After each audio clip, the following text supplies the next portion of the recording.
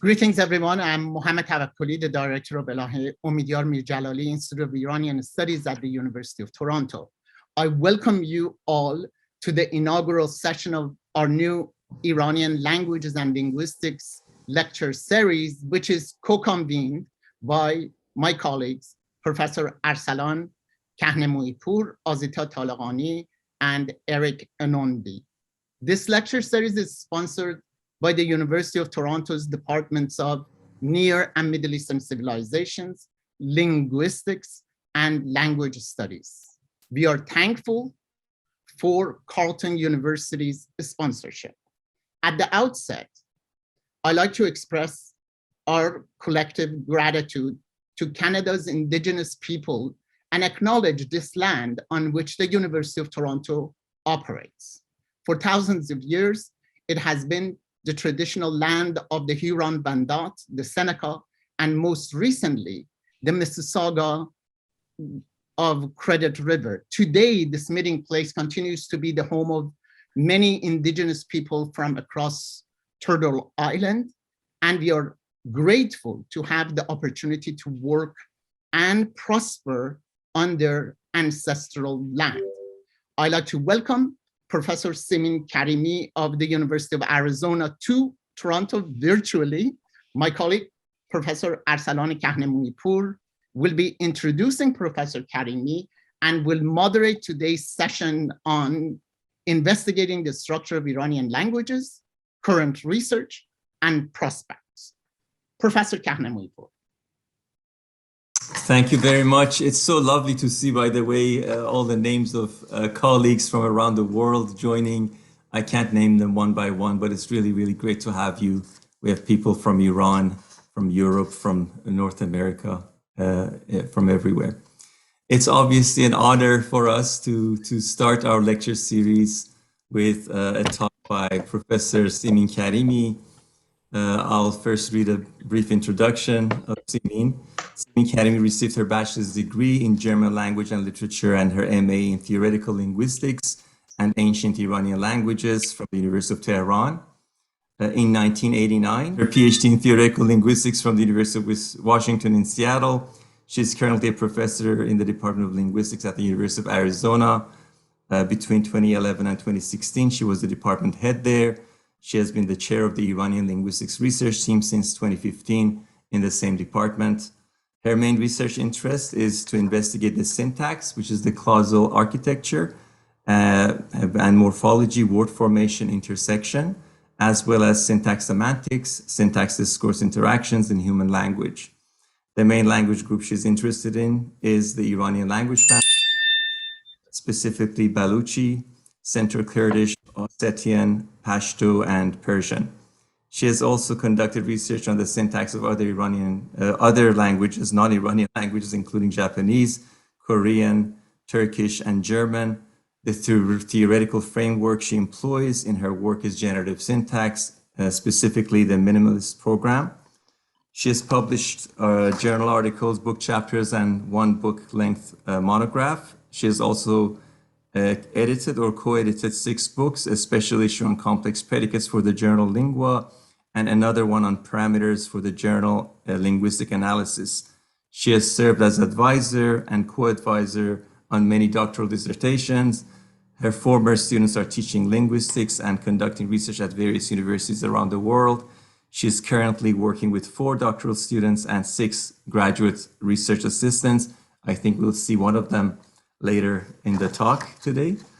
Her non-linguistics interests include reading classical and modern Persian poetry, specifically Rumi, Hafiz, Farrokhzad, and Sepehri, and also German poetry and novels, as well as hiking. For those of you who are Facebook friends with her like myself, you'll see all the beautiful pictures of her hiking ventures, exercising, traveling, and listening to various kinds of music. I don't think that the introduction does justice to what Simin has done for the syntax of Persian and Iranian languages. Basically, I think she's basically the window to Iranian syntax of Iranian languages.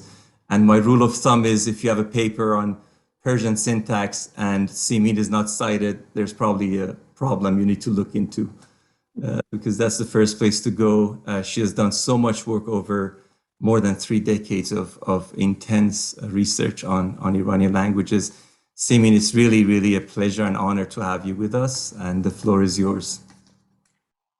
Thank you very much. Good morning, everyone. I am truly delighted to be here.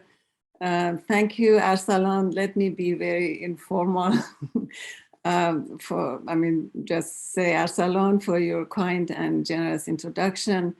Also, many thanks to the organizing committee, Azita Talegani, Eric Anonbi, and of course, Arsalan again, for organizing these talks.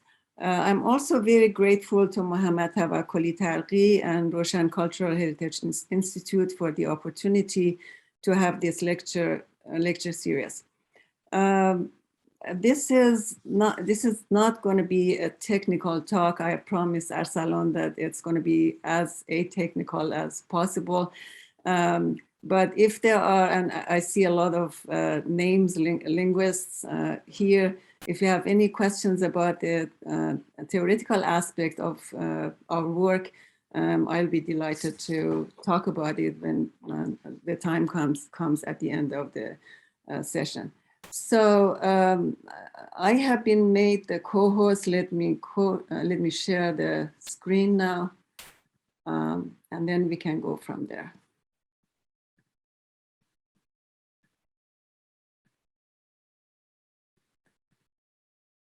Okay, let me take you to the roadmap of the talk and tell you what I'm going to talk with you about.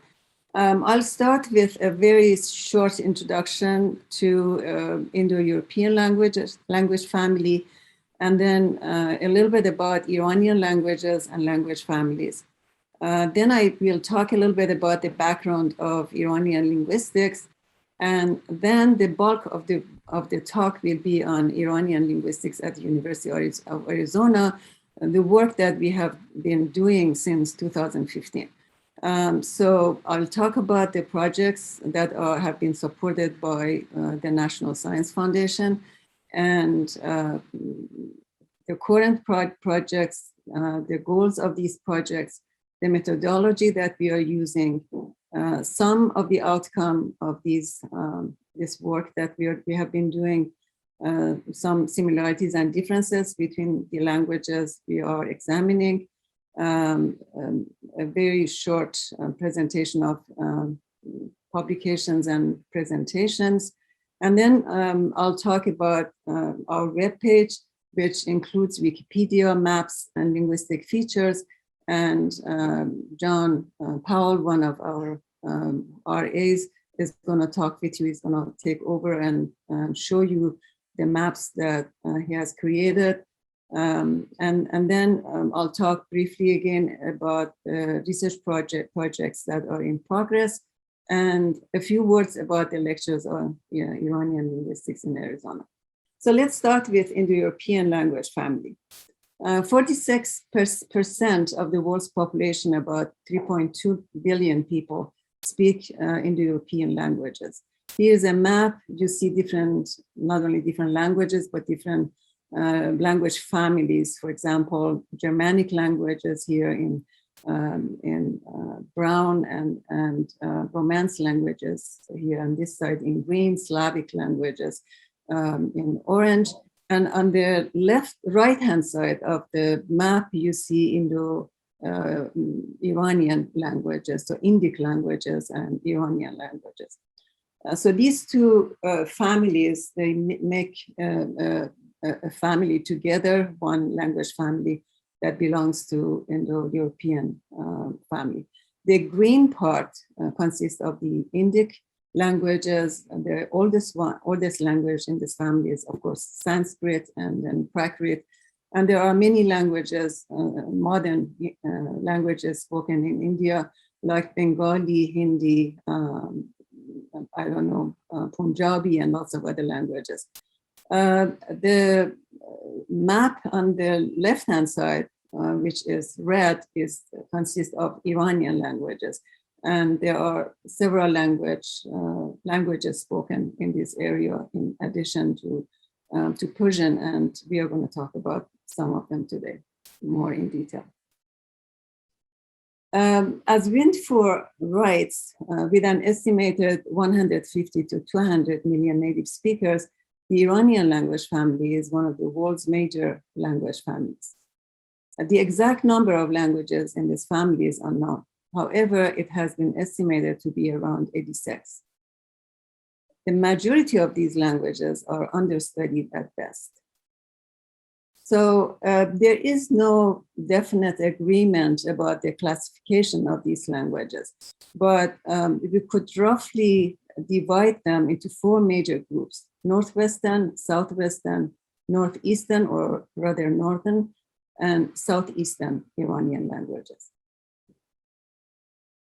Now, the question is, how did we come to know that Iranian Indian languages belong to the Indo-European family? During the 16th century, European visitors to India began to notice similarities among Indo-Iranian, Indo-Aryan, Iranian, and European languages. But the first time that some systematic comparison was done between these languages, the first person who did it was Sir William Jones, who lived in the 18th century. He was an Anglo-Welsh philologist. He was also a judge. He lived in Bengal and was a scholar of ancient India.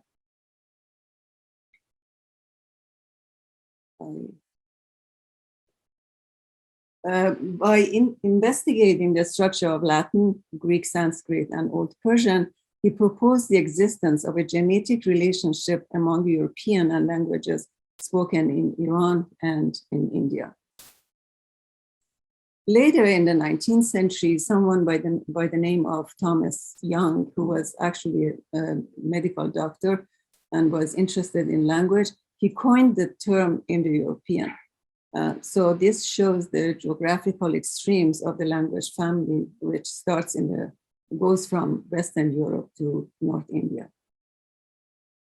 In the 19th century, linguistics was based on comparative analysis. The goal was to find which language was the original language and where was this language spoken. They never reached this goal, but they did a lot of real good work, and they came up with, the outcome was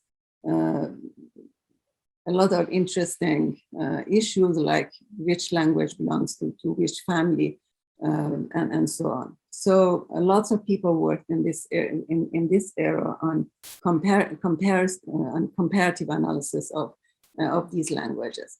Franz Bopp was one of the pioneers in this area. He wrote a lot about the languages that, European languages, the ancient forms of these languages. So, for example, in 1816, he wrote on the conjugational system of Sanskrit, compared with Greek, Latin, Persian, and Germanic. Lots of other language scholars, they compared ancient Greek, Latin, Sanskrit, Old Persian, and Avestan in a systematic way, and found that these languages share morphological properties, including verbal inflection and rich case systems. Some of these languages have up to 8 different cases, like nominative case, accusative case, dative, instrumental, and so on. What is the status of Iranian languages in areas that they are spoken? Most Iranian languages lack an official or national status. Persian is the official language in Iran, of course, while other Iranian languages spoken in Iran are considered dialects of Persian and lack an official status. Kurdish is suppressed in various countries where Kurdish people live, and neither Pashto nor Baluchi have an official status at the federal level in any area that they are spoken. Ossetian, that's called Asi in Persian, is an official language in the Republic of North Ossetia, Alania in Russia, and also in South Ossetia. I would like to say a few words about language and dialect, because this question always comes up: what is a language, and when do we call something a language, and when do we call it a dialect? There are basically two different definitions for language and dialect. One is politically based, and that's based on unification and identification. For example, Mandarin and Cantonese, linguistically, there are two distinct languages, but they are considered to be dialect of Chinese because they are spoken in the same country. On the other side of the coin, Norwegian, Swedish, and Danish, they are descendants from North Norse. They are mutually intelligible. Linguistically, when two languages are mutually intelligible, we call them dialects. I'm putting it in a very simple way. And if they are not understandable, if speakers of two different dialects don't understand each other, they're called two different languages. I'm a native speaker of Persian. In order to be able to communicate with someone who speaks Kurmanji, for example, or Baluchi, I need to learn those languages. Otherwise, I wouldn't be able to communicate with them. There is a joke among linguists which goes, a language is a dialect with an army and a flag. So basically, if a dialect has an army behind it, it's called a language. Otherwise, it's a dialect. And there's a lot of truth behind that. Now, let me turn into Iranian linguistics and say a few words about that. Previous work on Iranian languages has mainly focused on various aspects of Persian. This also includes the historical aspect of this language. In the 80s, when I was a graduate student, there were only a few of us who were working on Iranian languages, a handful of us. And most of us, maybe all of us, were working actually on Persian. Thanks to the rise of modern linguistics, which is based on scientific approach to language, the situation has radically changed. And this is probably one of the reasons, but basically one of the main reasons. Iranian linguistics has become a growing field in terms of the variety of research projects and diversity of languages under investigation.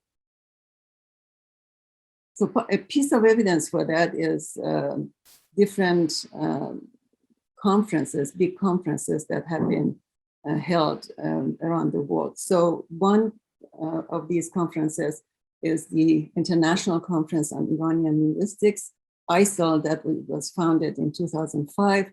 And several proceedings of these conferences have been published so far. In the States, North American Conference on Iranian Linguistics, NASIL, was first held at Stony Brook University in 2017. Proceedings of NASIL 1 was published by John Benjamins in 2020, and NASIL 2 was held at the University of Arizona. We hosted this conference in 2019. NASIL 2 featured about 43 presentations plus 5 keynote speeches.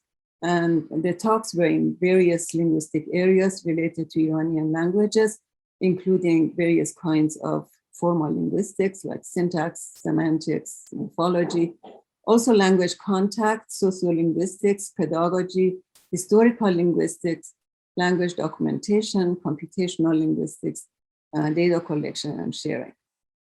Languages discussed at this conference included Persian, also Old and Middle Persian, Kurmanji, Surani, Erdalani Kurdish, Mazandarani, Shughni, Ilaki, Ta, Tarani, Zazaki, Yagnubi, and Sofia. The proceedings of NASIL 2 conference, featuring 11 peer-reviewed articles, is impressed by John Benjamin. And I have to say that we had the luxury of having Noam Chomsky, who was at the time 90 years old, he's now 93, as one of our keynote speakers. He has always been a supporter of Iranian linguistics and Iranian linguists, especially young Iranian linguists in Iran. And those of you who are familiar with him know that he is probably the most prominent linguist in the history of linguistics. He delivered 2 talks, one on linguistics and one on political situation in the Middle East, with a special focus on Iran. And here is a picture of Noam, who is 93 now. Both NASAL 1 and NASAL 2 were fully funded by Roshan Cultural Heritage Institute, and we are truly thankful for that. NASAL 3 was supposed to be held at UCLA in April 2021. It has been postponed to spring 2023 due to COVID. So now I'm going to move to a discussion of the Iranian Linguistics Research Team at the University of Arizona. And the rest of the talk is going to be about our activities. This group was established in 2015, supported by grant funds awarded by National Science Foundation. The first grant was awarded to us in 2015, and it was for 4 years. The title of the project was A Descriptive and Theoretical Analysis of Complex Predicates in Iranian Languages. I'm going to say a few things about complex predicates later on. Within those 4 years, we examined different aspects of complex predicate constructions in 18 Iranian languages. We wrote papers and we presented the outcome of our works at different conferences and different venues. Another NSF grant was awarded to us for a workshop on complex predicates in Iranian languages in April of 2019. The workshop was held at the University of Arizona. And the current grant, NSF grant, was awarded in 2019, and it's going to be for 2 years. We have 2 years so far, and we have 2 more years to work on this grant. Now the question that some people might ask is, why does a prestigious foundation such as NSF fund research on Iranian languages? There are some answers, some responses to this question. With the exception of Persian and maybe to some extent Kurdish and Baluchi, the other Iranian languages are understudied at best. Persian itself is understudied compared to European languages, especially English. These languages, the Iranian languages, are rich in so many ways and offer a wealth of information. And therefore, studying these languages enriches general linguistics knowledge and helps us understand how language is structured in human mind. The current grant we are working on the project is titled Documentation and Comparative Grammatical Analysis of Aspects of 5 Iranian Languages. My co-PIs are Heidi Harley, a lexical semanticist, morphologist, syntactician, and Michael Hammond, a phonologist and computational linguist. 9 graduate students and 2 undergrad students have been working with us on the grant since 2019, and here is the list of them. Let me now tell you what the goals of this current project are. First, to describe and compare the basic properties of the sound systems, word formation processes, and sentence structures of 5 Iranian languages. And those 5 Iranian languages are Baluchi and Sorani Kurdish, Persian, Ossetian, and Pashto. I wanted to have one language of each language group, to be able to have a nice comparison about different types of Iranian languages. And the reason, and originally we had Sorani, Persian, Ossetian, and Pashto. I added Baluchi because even though Baluchi is considered to be a northwestern Iranian language, but it's spoken in the east, southeast of Iran, and it's in contact with other languages. And we wanted to see what areal influences we can find on this language. So that's why we added Baluchi as well. The second goal is to analyze some of the challenging syntactic, morphosyntactic, and phonosyntactic aspects of these languages. We are concentrating on specific structures and properties of these languages. This is the theoretical part, and if you are interested, we can talk about it later.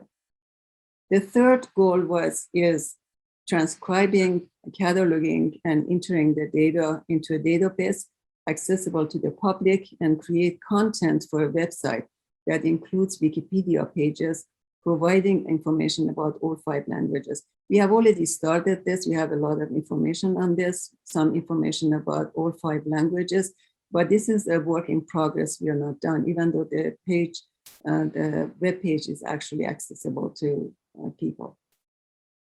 The fourth goal is to train graduate and undergraduate students to become familiar with various aspects of Iranian languages and provide opportunities for them to conduct research either individually and independently or as co-authors working with us, PIs, and other members of the research group.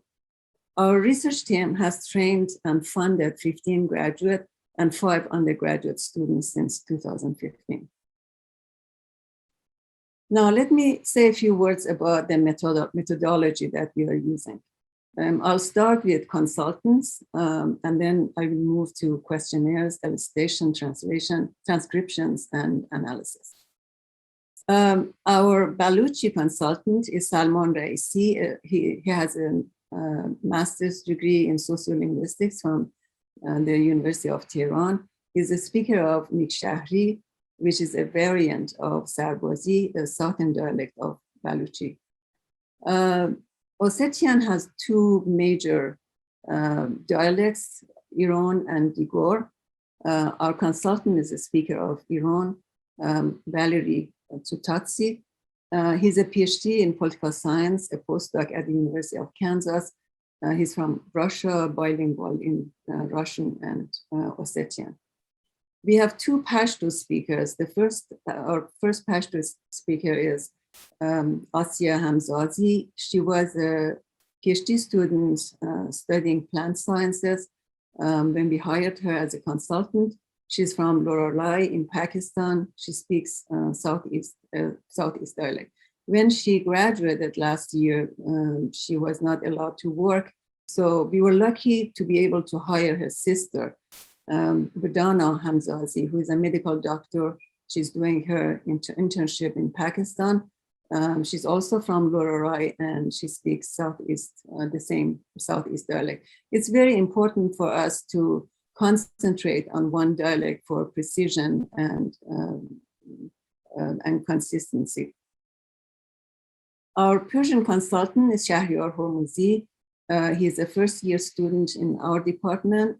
He is originally from Shushtar Abadan. He's also a research assistant on the grant. Saman Mehami is our Sorani consultant, also a student, a PhD student in our department, and also a research assistant on the grant.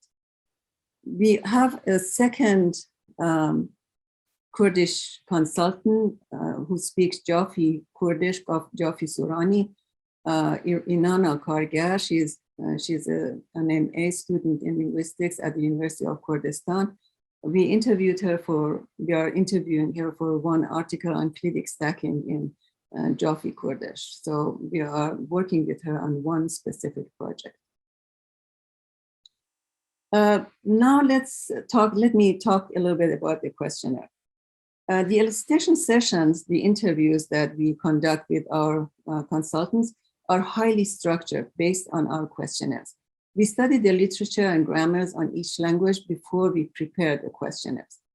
The areas we cover in our questionnaires include lots of different areas like verbal agreement, various tenses, acts, aspects, the internal structure of noun phrases, adjective phrases, and so on, different constructions like passive, middle, different types of ellipses. So a variety of different constructions. All of these questionnaires cover almost the same topics for all languages because we want to have a sense of comparison. They also differ language by language based on specific properties of each language. For example, Pashto makes gender distinction. This is the only language among the 5 that we are examining that has masculine versus feminine. This has an effect on various phrasal constructions. And that's why Pashto questionnaires include elements that are not necessarily relevant to other languages.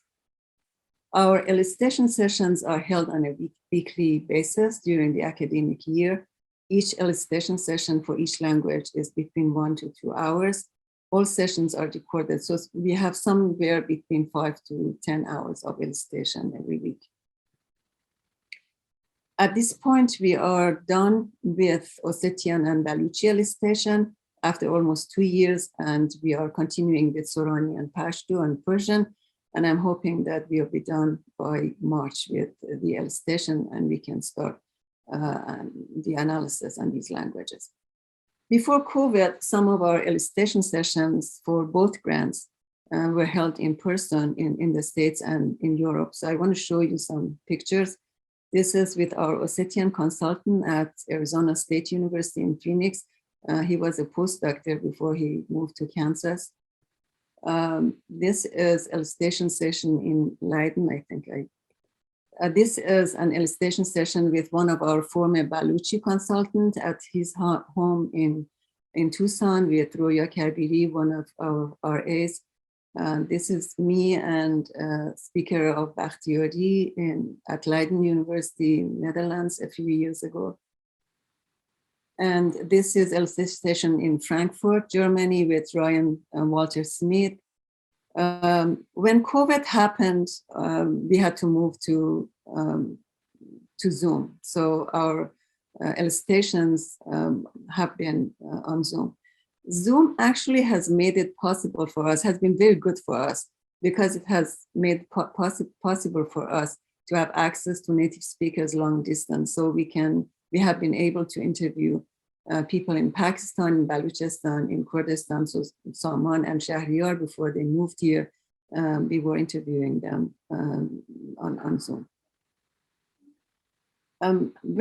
After we collect the data by elicitation, we carefully analyze and transcribe them into Excel sheets with specific columns for comments and further questions if needed. So there are always follow-up questions. We now have thousands of hours of recorded data. A good portion of the data is still raw and needs to be transcribed. The reason is that for every 1 hour of elicitation, we need to spend 2 to 3 hours for analysis and transcription. For example, the phonemic inventories are created through the analysis of acoustic properties, in addition to relying on previous literature and grammars of these languages. For each language, we transcribe words based on their phonemic status, syllable structure, stress patterns, and more.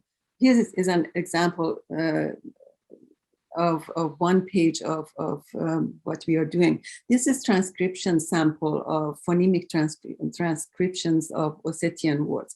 On the left-hand side, I don't know if you can see them clearly. We have the English words. The next column gives us the Ossetian word, and then the next column tells us what part of speech they belong to. They are nouns or verbs or whatever. The next one tells us the syllable structure, whether or not it is, it shows that for example, the first one consists of a vowel and 2 consonants. The second one, a vowel, a consonant, 2 consonants, a vowel and a consonant again. The next column shows the stress, whether or not it's on the first syllable or the second syllable. The next one tells us how many syllables the word has. And then the next column tells us about the morphological complexity of the word, whether or not it's a single word, simple word, or it's complex, it's derived or whatever. And then the next one tells us whether or not it's a loan word. There are, in Ossetian, for example, there are lots of loan words from Russian. And the last column in green tells us where we can find, what file we can find this word. So it's easy to find the word. So the next step is analyzing the data to come up with patterns and generalizations for each language, and then to compare the 5 languages with respect to their various properties. And at the same time, of course, we are also conducting theoretical analysis. The syntax morphology analysis is within the theoretical framework of minimalist program and distributed morphology, which are two mainstream theoretical frameworks. And as for the sound systems, our phonologists follow the modern trends in this subfield. So what we have found so far, these languages share several properties in terms of their sound systems and sentence structures. And there are also some super interesting differences between them. And we are actually very interested in these differences. Here is one piece of information that everybody knows about this. All these languages are verb final in discourse neutral situations. So when there is no topic or vocalization, the verb appears at the end of the sentence. So for a sentence like I eat vegetables, as you can see, the verb in all these languages appears at the end of the sentence. And you can also see that all these languages are rich in inflection, verbal inflection. The next one is, the next similarity between all these languages is complex predicates. So a verb like learn, for example, in English is expressed by more than one word in a language like Persian, for example. So Persian and all these languages have complex predicates, but to different extents. Persian is one of the most colorful languages in this area. So Persian has about 120 to 130 simple verbs. All other verbal concepts are based on something that we call nonverbal element that precede the verb, and the light verb, that means the verb that doesn't have very semantic content. So learn, for example, would be yad gereftan in Persian, and a similar combination exists also in the other languages. But as I said, Persian is very colorful in that respect because the nonverbal element can be not only a noun, but an adjective, a particle, or even prepositional phrase like be khak sepordan. And Persian also has somewhere between 18 and 25 light verbs, which is very unusual in other languages. So most languages that have complex predicates, they have just two light verbs. So in this respect, Persian is very colorful. Another construction that the Western Iranian languages share is Elahé. Elahé is linking particle. Elahé exhibits interesting differences in different West Iranian languages. So an example is in Persian is Khoneh Buzurg Kimya, Kimya's big house, or in Sorani, Koreki Bash, which means a good boy. Even though we have collected data on Elahé and we are comparing these languages, but we are not conducting theoretical work on Elahé because there are valuable works on different Iranian languages done by several of our colleagues, including Arsalan, Gila, Vida Samiyan, and many other people. So we are concentrating on other properties of this language. Another property of these languages is a free word order, or we call it scrambling. Most Iranian languages exhibit different degrees of free word order variations. These variations are due to discourse factors such as topic and focus.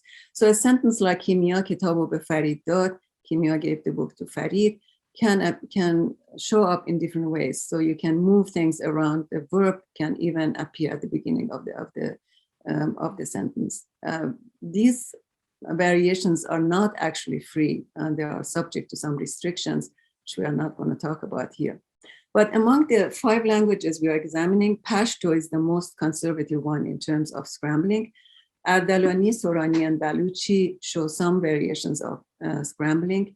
The most radical language in terms of scrambling is Ossetian. I have looked at other scrambling languages like Japanese, Korean, Turkish, and Hindi.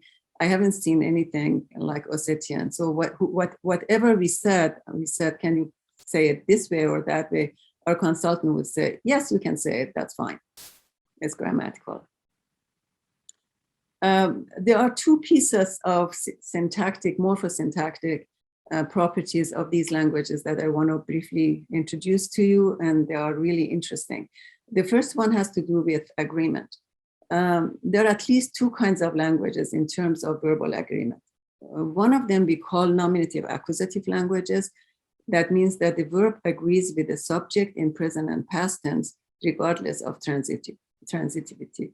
So English is one of those languages, French, and also Persian is one of those languages. There are also languages that we call split ergative languages. The verb agrees with the subject in the present tense, but with the object in the past tense in transitive constructions. And the subject in the typical split ergative languages appears in an oblique case. So instead of saying I saw him, you would say me saw him, something like this. Middle Persian had split ergativity. So if you see here, when you see here in this example, I see you would be something like as, which is the nominative form of the subject, and then to, and then venom, and the inflection agrees with the subject. In the past tense, there was ergative absolutive. So man to did he, I saw you. So the verb is agreeing with the object.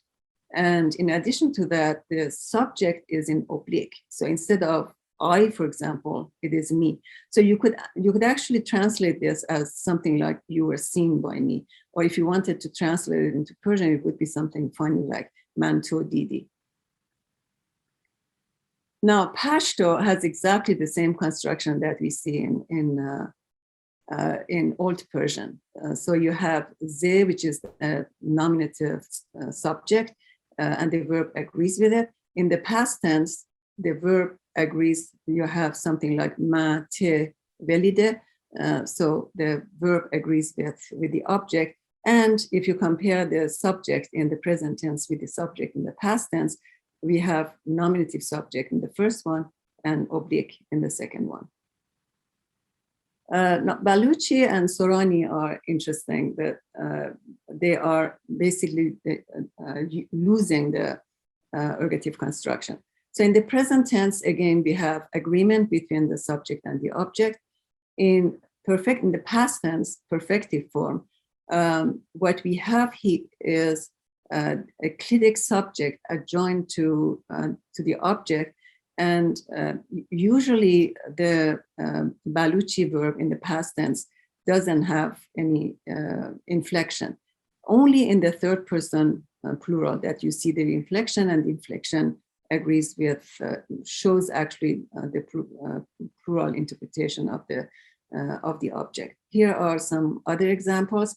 The subject is in the oblique case, so mahgol becomes mahgola, which is an oblique case, and the plural verb provides a plural interpretation for the object, but only in the third person plural. So as I said, other than third person plural, the verb is bare, there is no inflection. Now, Sorani Kurdish, again, nominative accusative alignment is between the verb and the subject. And in the past tense, there is a clitic that's adjoined, appears in the second position within the verb phrase. It's adjoined to the first element that appears in the verb phrase. And the verb, as you can see, has no inflection. It doesn't agree with everything. So in the past tense, in example 2, there is no agreement on the verb, but the subject clitic appears in the second position inside the verb phrase. And if the subject is over, the full subject is over, there is no oblique case. Now, Persian, as I said, is a totally nominative accusative language. So it doesn't have any trace of at least in the agreement of ergativity, split ergativity. So it's interesting that while Pashto shows clear split ergativity, the dialect of Baluchi we are examining exhibits only some evidence of ergativity. The subject NP appears in oblique case, appearing the past tense, sam of the verb, and the agreement with object is limited to the third person plural. Agnes Korn has a nice discussion on this issue. Sorani Kurdish exhibits some differences between the present and past tense in the case of transitive verbs, but lacks a paradigm that would be typical of split ergativity. Persian, which is a direct descendant of Middle Persian, has totally lost the split ergative construction. And Ossetian also lacks split ergativity altogether. The second construction that I would like to share with you, talk with you a little bit about it, is about Ossetian. And it is about WH constructions. So words like who, where, what, they are called WH words. So even, we use this WH word or WH phrase, WH construction for other languages, even though these words don't start with WH. But when we say that WH constructions, this is what we are referring to. In English, when you have a WH question, WH words has to appear at the beginning of the sentence. So you have, who do you see? You can't have, you see who, would be ungrammatical. When you have multiple WH phrases, the one that is in a higher position appears at the beginning of the sentence, and the second one remains in situ, that means in the original position. So who but what, or what did you say to whom? Most Iranian languages are WH in situ, so WH words don't have to move. So in Persian, for example, you have to koja rafti, to chi khordi, where did you go, what did you say, and what did you eat? And when you have multiple WH phrases in certain contexts, ki chiro beki dot. So this is a scrambling language. You can scramble the WH phrases, but there is no structural fixed movement to the beginning of the sentence. Now, Ossetian, I told you a minute ago that this has an enormously free word order. But when we come to WH phrases, there is a fixed restriction. That means that, So that means that the WH phrase has to be adjacent to the verb. And our consultant didn't like anything coming between the verb. So in a sentence like, who did you call? Who is adjacent to the verb. Or why did you cry? Why is again adjacent to the verb. It gets more interesting when you have more than one WH phrase. The WH phrases become like a cluster. They stick together. Nothing can come between them, and they stick to the verb. Again, our consultant didn't like anything coming between the WH phrases and between the cluster and the verb. And another interesting property of this language with respect to WH construction is that there is a strict word order among the WH phrases. So the subject comes first, as would be expected, and the object comes last, adjacent to the verb. And if there are other WH phrases, they come in between. So who said what to whom? You have who first, to whom after that, and then what, and all of them adjacent to the verb. This is very interesting because it's very surprising because other Iranian languages don't have this restriction. Ossetian is in contact with Russian, and Russian doesn't have this property either. But it seems that this special syntactic characteristics of Ossetian is an outcome of contacts with South Caucasian languages. So languages like Georgian or Svan, and all these languages have similar properties, according to Eschler, who is a scholar of Ossetian. Now, let me say a few words about the sound system. of these languages, Iranian languages share a large portion of their sound inventories. But what is interesting is where they differ. Baluchi has gemnets and retroflex sounds, which Persian doesn't have. Baluchi is the only language of the 5 we have studying in which gemination is phonemic. That means it makes minimal pairs. So what I mean is that when you have something like pour, it means ash. But when you have a long R, pur, it means full. When you have a borrowed word like haram, prohibited, with 1 R, it means prohibited. But when you have haram, it means torshi. The meaning totally changes. Ossetian is the only Iranian language with ejective consonants. These sounds are use the glottis, that means the vocal cords, instead of lung to generate air pressure. And these consonants are very rare in world languages and even more rare in Iranian languages. So ejectives are relatively common in Caucasian languages where speakers of Ossetian are. So it seems like this indicates a likely aerial influence of Ossetian historically, like the WH construction that I was talking about before. Pashto has a lot of fricatives like Persian, she, che, he, he. Like Baluchi, Pashto has retroflex sounds. Unlike Baluchi, it has a rare nasalized retroflex flap and non-nasalized retroflex flap that are phonemic. Of the set, only Baluchi and Pashto have retroflex sounds. Syllable structure, Persian doesn't allow more than 1 consonant at the beginning of the word. So that's why lots of Iranians, when they speak a language that has consonant cluster at the beginning of the word, they insert a vowel. So spring becomes a spring, school becomes a school, and class becomes class. Baluchi prefers also 1 consonant. Ossetian also prefers 1 consonant, even though there are some other constructions as well. Pashto has been the most challenging language, both in terms of morphology, syntax, and also sound system.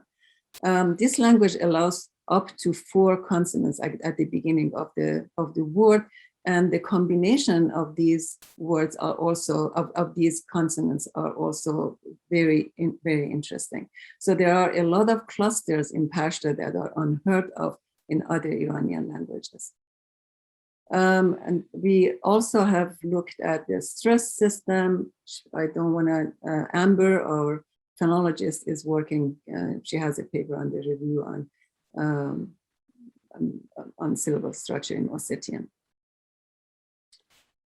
Now, Iranian Linguistics website, as I told you that we have created the website. We have Wikipedia pages that features various linguistic and non-linguistic properties of these languages and their speakers. We have conference information, lecture series information, research projects, maps of the target languages, representing the features on these maps, on these maps.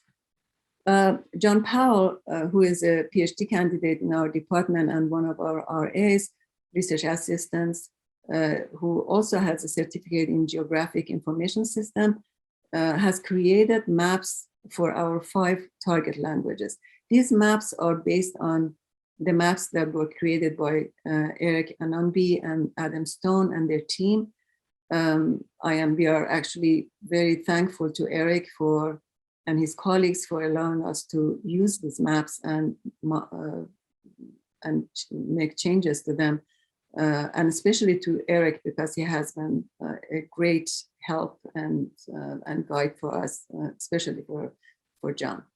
In addition to the maps, 3 of my research assistants, John, Amber, and Zhanggang, we have created linguistic features along with these maps. So you can check and see which language or which languages have, for example, second position critics or grammatical gender or fusion of case with other elements.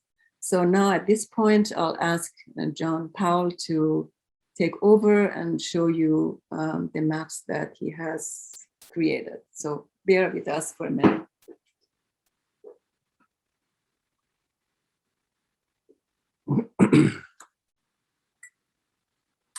Good morning, everybody. As Simin said, I'm John Powell, and I'm going to be talking a little bit about the maps. I'm going to drop a link here in the chat for you all to be able to follow. For those of you who opened it on your own, you should be able to see kind of what I'm seeing here.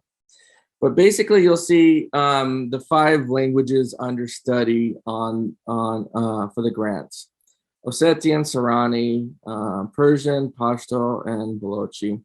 And you'll notice that you have some different functionalities here, such as being able to zoom out, pan around, zoom back to the where the home screen is.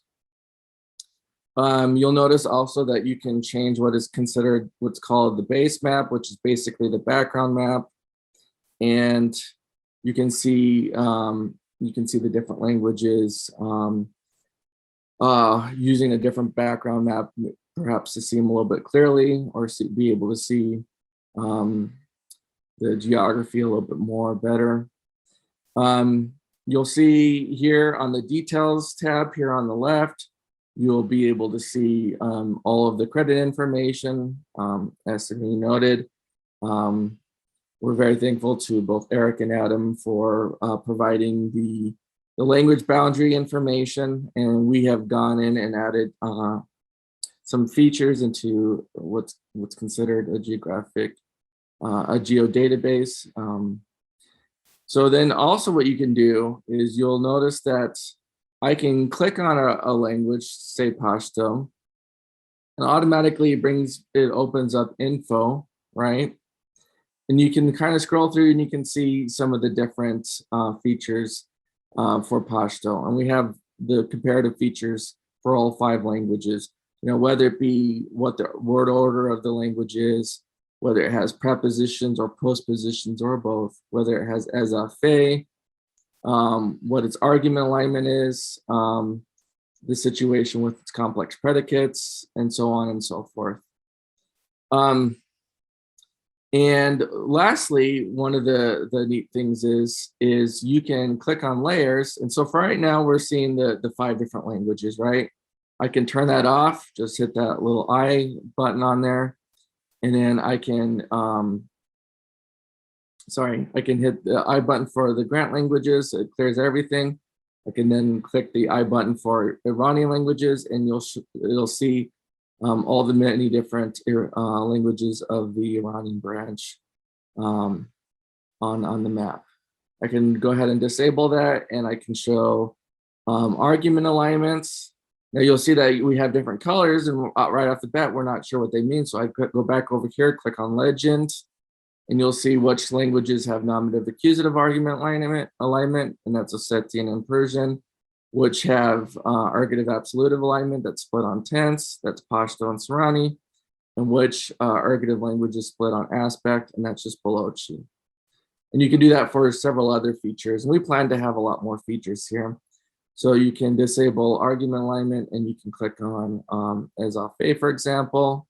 You can go back to legend. You can see which languages have productive Elahé, limited Elahé, and no Elahé, which is just Pashto and Ossetian. And then same thing for the stress system.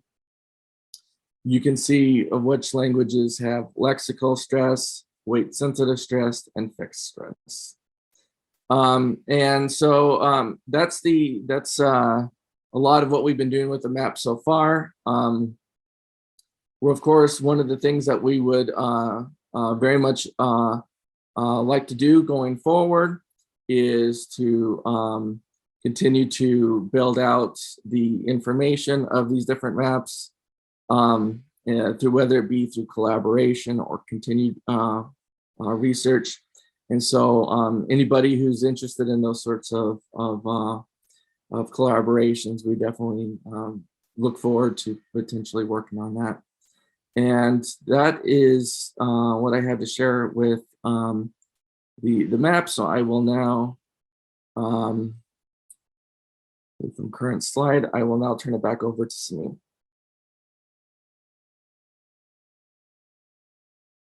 Okay, thank you. Thank you. So I'm going to say just a few words about what we have done, like disseminations. We have published a few articles and have some under review. And we have also presented the outcome of our work at different venues, nationally and internationally. Some of these papers were invited talks and some at conferences. We have a lot of work still in front of us, so we have our hands full. One major project is a book on descriptive and comparative analysis of syntactic, morphological, and phonological aspects of the 5 target languages. And since all of us are theoreticians, we have also theoretical analysis of these languages within the syntax morphology framework. Roya Kabiri and Saman Ehani and I were working on critic positioning in Jafi Sorani. With Shahriar, Saman, and Roya, we are also working on something we call non-active voice, which includes passive middle constructions and unaccusatives in Ardalani, Sorani, and Persian. With Jangang, another RA, we are working on multiple WH constructions and critic positioning in Ossetian. I told you a little bit about the Ossetian WH constructions.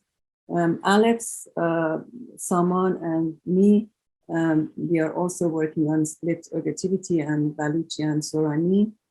John Paul is working on a project on a labeling approach to the grammaticalization of complex predicates in Pashto. He's also working on criticization of the nonverbal element in Pashto. Within the phonology, phonetics, prosody framework, Amber is working on onset sensitive stress in Iran Ossetian. She's also working on phonetic realization of nasalized retroflex taps in Pashto, and also unifying apparently disparate stress systems in 4 Iranian languages, Baluchi, Ossetian, Pashto, and Persian. Our computational linguist, Michael Hammond, who is also a co-PI, is working on a project on developing a text-to-speech system for Pashto. Just a few words about our lecture series. Thanks to Zoom, we were able to establish a lecture series, which we call Lectures on Iranian Linguistics in Arizona, Lila. We have, thus far, we have featured 14 lectures by experts on different aspects of Iranian linguistics from various universities in the world. This part of the work is actually organized by our students. They suggest names and they invite people. Each person is, each research assistant is in charge of inviting and communicating with one speaker. And here is pictures of my fabulous team, Heidi Harley, co-PI, and Michael Hammond. We are very privileged to have Vida Samiyan, a guest faculty from California State University in Fresno. She's interested in Sorani and Baluchi. And here is the younger generation. So Alex Homo is an RA. He's interested in Sorani and Baluchi. He's actually from CSU Fullerton.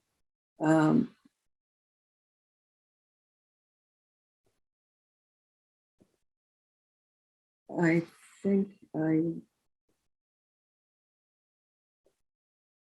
sorry. Okay, once again. Shahriar works on Persian, Pashto, and Ossetian.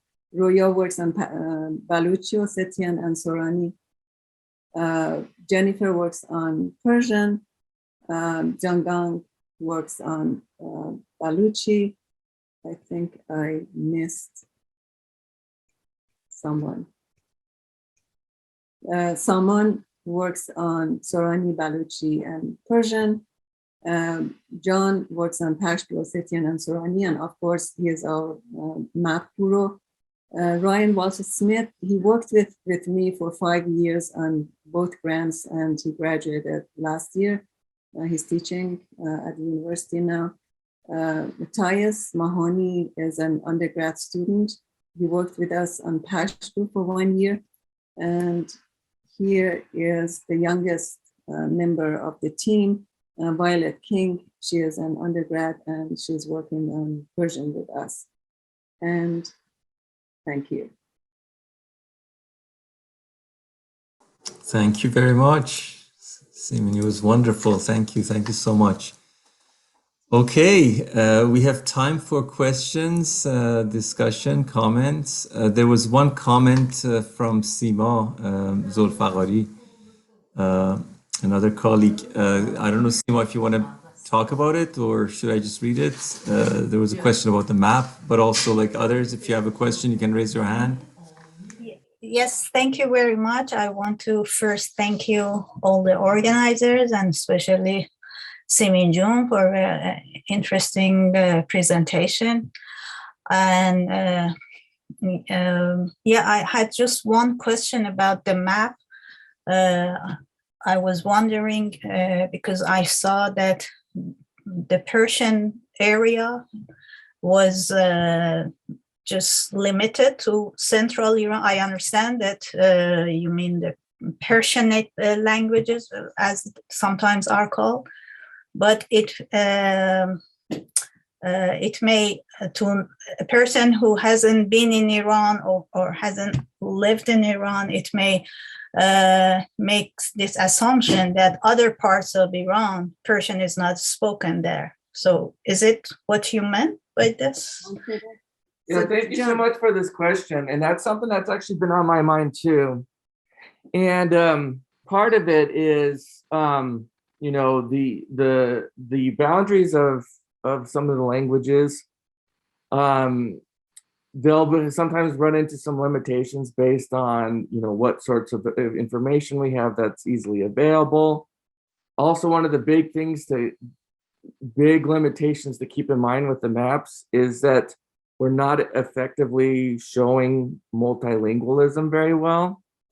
So a lot of times the areas of the languages themselves tend to be areas where the predominant language is you know is that language, or sometimes it even goes to historical reasons.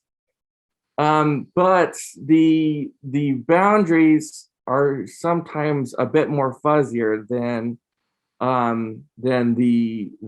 the maps would lead on. And part of that is just continually improving the data. And so that's a very important point, and that's something that we would like to address. But it's just a matter of finding good data to show those distributions of those languages. Yes, but I think it's just different for Persian. I mean, I understand the problem, because I also tried in my dissertation to just mark the areas where Bakhtiari is spoken, and it's a very difficult and challenging situation. But considering the fact that Persian is the language of education and language of media and national language of the country, so you can suppose that everybody, I mean, who is literate and who watches TV can understand and speak English, Persian to some extent, maybe with accent, but Persian is the language of all Iranians. And then there are other local languages. So for Persian, it's different. For just considering it's a national language and it's the language of education. So that can maybe clarify the point. But I understand the problem with other local areas. It's a very challenging, and good luck with that. Thank you so much for your comment and question. Thank you, Sima. There's. Can I say? Oh yes, please, Simin, for sure. Sorry. Thank you, Sima Jan. This has been a headache for us. We have been in our meetings. We have been talking about this. We are aware of what you were saying. It's a very good point you are making.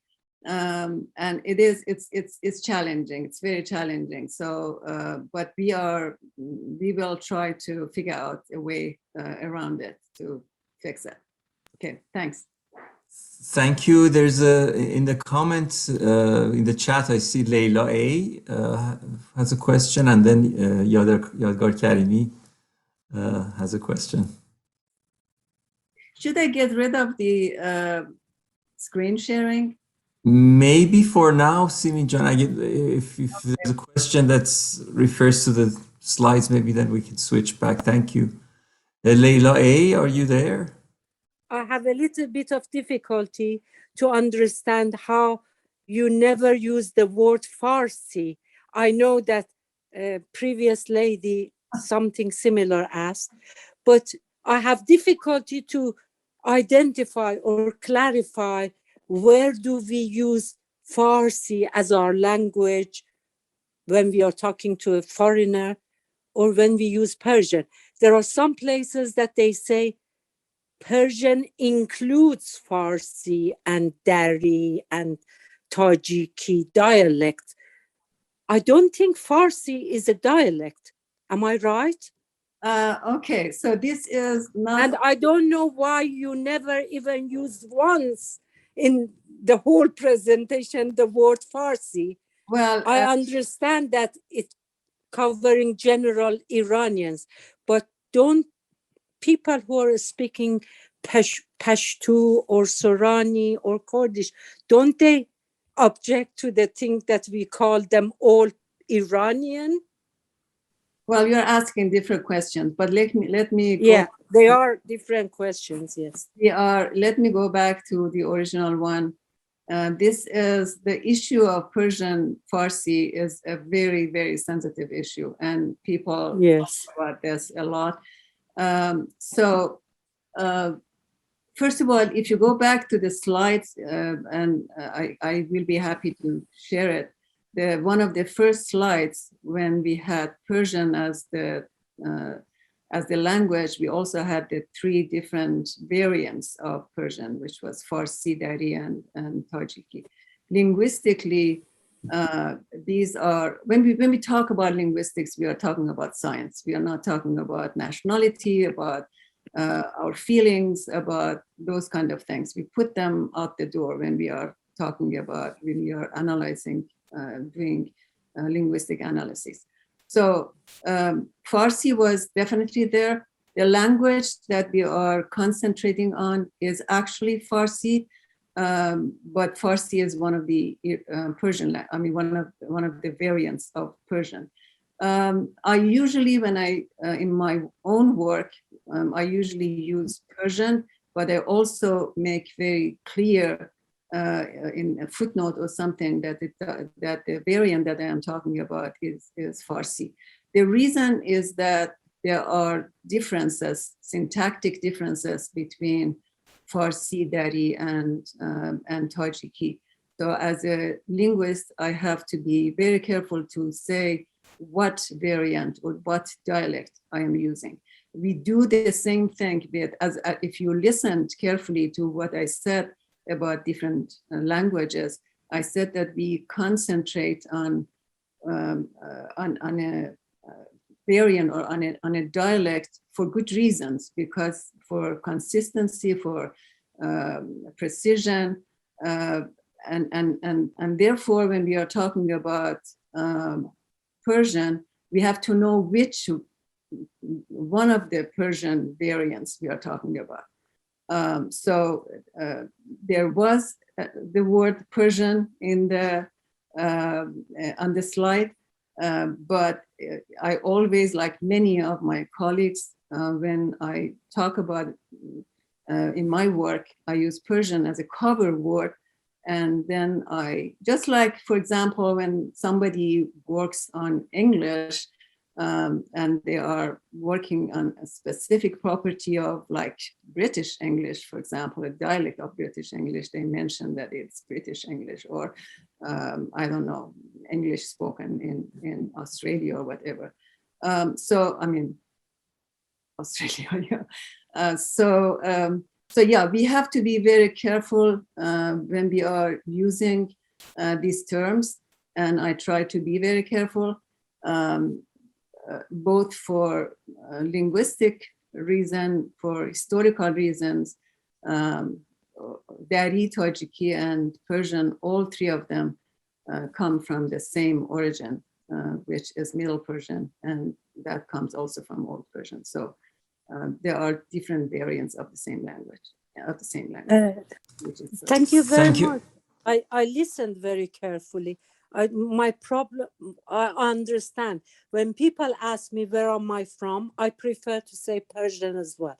But when it comes to the language, I was just wondering, like, for example, in radio stations or BBC or whatever, they say, for example, Nowruz is celebrated with many Farsi speaking languages, countries who speak Farsi. So it gets confusing just generally about being Persian or speaking Farsi, what language you speak. If somebody asks me to say, well, if you are, Thank you, Ms. yeah, that's all I want. Yes. let me Yeah. finish this. If you are from Iran, you speak Iranian Persian, which is Farsi. If you are from Afghanistan, you speak Dari, which is Afghani Persian. If you are from Tajikistan, you speak, it's very simple. But you call them all Iranian languages. So, Ms. Amir, thank you very much for this That's question. okay. It's That's a very, okay. I was only wondering why we just have, call them all Iranian languages. yeah. But you know, A lot of I mean, discussion. I don't mind because I'm Iranian myself. But if a Pashto thinks that why we are calling their language Iranian language, Yeah, that's just a, never mind. I mean, thank you very much. It was very informative and interesting presentation. Anyhow, I really enjoyed it. Thank you. thank you, Ms. Amini. Thank you, Simin. Yeah, this is a very controversial topic, and there are different views even in this room probably on what the right term is, is and so on. So we don't want to go there. We want to take a few more minutes maybe because we started a bit late, and maybe to at least take a couple more questions, if that's okay with you, Simin Jan. So the next one I had was Dr. Yadgar Karimi. What happened? Yadgar Karimi, are you there? Oh, yeah. Yes. Can you hear me? Yes. Okay, dear Siemens, thank you very much indeed for your wonderful presentation. Great, as usual. Actually, I was hesitant whether I want to talk about anything or not. There's no question. I just wanted to raise a few points about comments made by these previous participants. I don't know their backgrounds in linguistics actually, but things are not very controversial in this respect. When we're talking about, for the start, we are talking, there's a country called Iran, okay? There is no Persia, okay? This is 2022. So there is a very dangerous side to the assumption that if you like, you can make all the area blue, okay? It is just very easy to make the whole area blue, to make people outside Iran assume that the whole Iran is speaking Persian. But don't you think that the other dark side of that assumption is that there are about 30 to 40 other languages, let alone dialects, spoken in Iran? Okay, so I think the only thing that makes unity in Iran is paradoxically its diversity. Okay, when you can't tolerate or you can't appreciate diversity, there is no unity. The unity of Iran is defined by its diversity, its colorful languages. But once you're going to reduce everything to Persian, I think the whole richness of Iran gets lost. And about another comment about one of the participant was saying that why Pashto is called Iranian. By Iranian, we mean the Iranian linguistic family. It is getting close to the borders of China even. So we are not talking about the geographical or political borders inside the country of Iran. I was just going to eliminate those points. Thank you very much indeed, Arsalan, for organizing these talks. And thanks again, Simin, for your wonderful presentation. Thank you. Thank you, Yadgar. You said everything that is so close to my heart. And I totally agree. The power is in the diversity. And that's our dilemma with the map, because we want to show those languages. But as Sima suggested, everybody speaks Persian as well. So that's what makes it really, really difficult. But I really, really appreciate your comments very, very much. Thank you. Thank you very much. Wahdat dar kesrat. Yeah, that's what we're looking for. Unity in pluralism. Okay, I think we have to close the questions with the four that have their hand up right now, and those are going to be the last ones we can do. The next one we have is Fotini Kutsugera. Yeah, hello, Saland, and thank you so much for this very interesting presentation. Just a very general question. The project seems, it seems to me that it's a gigantic project, extremely interesting. Would you say that the languages that you're investigating, you're studying, they differ mainly in terms of their phonological features then? And is there a historical study that which sort of reconstructs the proto-language of those of the languages in question? Well, thank you for the question. As you said, this is a giant project. As it is, I'm actually going to get in touch with the director of the linguistics portion of NSF to see what we can do, because we cannot finish this project within the next 2 years. It takes a lot more time. Well, we are looking at the syntactic morphological constructions and also sound systems. So that's what makes it really very big. For analyzing certain things, for example, we are working on passive and middle constructions. And for those constructions, my thinking is to go back and look at the historical development of passive in these languages. But coming up with a proto language covering this, that's beyond us, totally beyond. But it's a very interesting suggestion. Thank you. Thank you, Fotini. Then next, I have Tuana Hamid. Maybe I'm going to ask if that's okay with you, Simin Can, like the remaining three speakers or the questions, to ask their questions, and then you answer all of them together with comments. So I'm just a little bit concerned about the time. Okay, sure. Yeah. Sure. And also, if other people have questions, just send me an email. Definitely. There's a comment, for example, a question in the comment. So there's a lot I'm sure that people would like to talk about. Tuana Hamid, please go ahead. Okay, thank you very much for having me. And thank you, Dr. Simin, for the nice presentation. Actually, I have three very quick and short points. The first one is that Simin mentioned that there's only phonemic gemination in Pashto, but myself being a speaker of Sorani Kurdish, I can definitely say that there are phonemic gemination in Sorani Kurdish. We have examples like kalla, kala, zila, kula, kula. These are all the voiced alveolar lateral is phonemically geminated in Sorani Kurdish. And I have another question. The question is about using the term Central Kurdish, because it's somehow an umbrella term for smaller sub-varieties. There are varieties that within the Central Kurdish, like the one in Peshdar or Hawler, that the verb assigns case to the accusative case, to the object, and also to other cases, but only the nominative case is not case assigned. But within the Central Kurdish, the proper Central Kurdish in the main city of Suleimani, it's not case assigned. So the question is, how are they going to deal with Central Kurdish, which is an umbrella term for smaller sub-varieties? Do they which one they use it as the proper Central Kurdish. Thank you.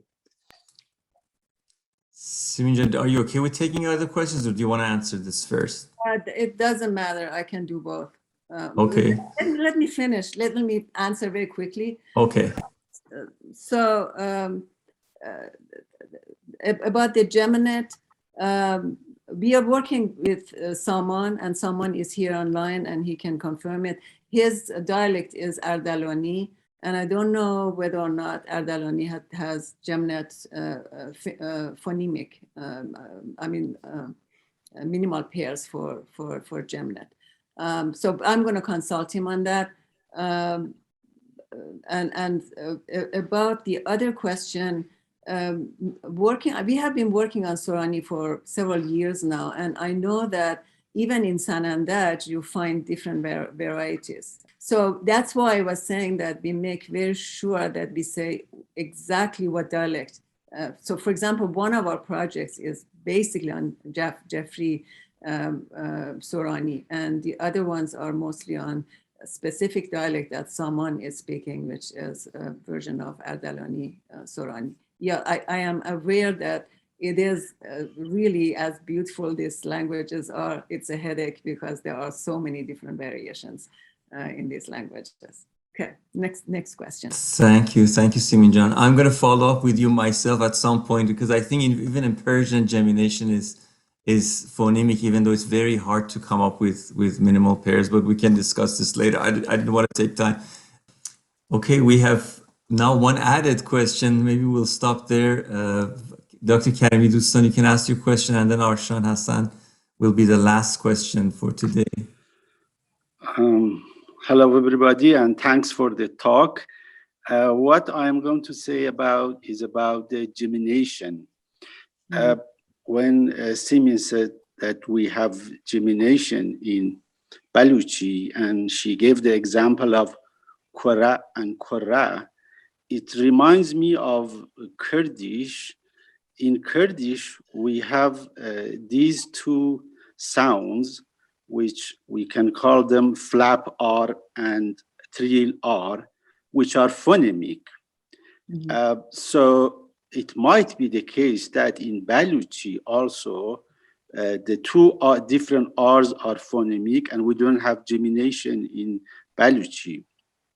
And the examples that were given by one of the participants about L and L, dark L and clear L, actually, those also are not gemination.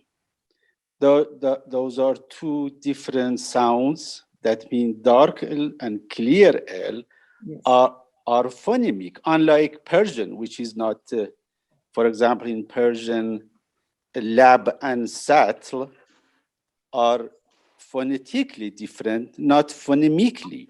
Exactly. But in Kurdish, they are phonemically different. So it might be the case that in Iranian languages, we don't have gemination. And as far as Persian is concerned, we have borrowed a lot of geminated words from Arabic, but still we can't be sure that we have geminated words in Persian because it has resisted to borrow that pattern into Persian. That's my point that I wanted to give this comment. Thank you. Thank you. We are definitely going to look into Sorani. I'm going to have a session with Saman and talk about it. While in Persian also, I agree that the words that we have borrowed from other languages, from Arabic specifically, not everybody uses it, gemination. I personally use them, but I don't think that they are phonemic. So I'm going to have a conversation with Arsalan as well to see the examples. Thank you. I think actually Korra and Kore is a good example. The country and Korra as an offspring of an animal. And I don't believe in borrowed words. They're still part of Persian now. So they were borrowed at some point. Big topic. Yeah, they were borrowed at some point, but for a child learning the language, they have no idea if it's borrowed or it's Anyway, so this is a great discussion, but we have to move on to the last question, unfortunately. Arshan Hassan, please go ahead. All right. Hello, and thank you for the talk. It was so interesting. My question is on the classifications, the subgroupings of Iranian languages. It was mentioned on one of the earliest slides that these subgroupings are kind of tenuous. I work with a different language family where this is also a problem, but it's very difficult to challenge the established subgroupings, even though they're not, necessarily accurate. Anyways, the question I wanted to ask was, why are the subgroupings tenuous in Iranian languages? Like, what are the issues in classification? Is it just like a lack of data, lack of analysis? Well, all I know is that people don't agree that these subcategorizations are correct, or the same languages belong to, and everybody has their own reasons for that. So there are several people who work in this area in these languages more than I have done work. What I know is that there is no unity among them when it comes. And I would like to hear Dr. Yadgar Karimi's reaction to this, if he agrees with this classifications, or he has some issues with that. Then, so I noticed that the list of languages in the project, they seem to be different languages according to that tenuous subgrouping. Like they seem to be one of each almost. Was that deliberate? I don't understand your question. What do you mean? Well, Ossetian has been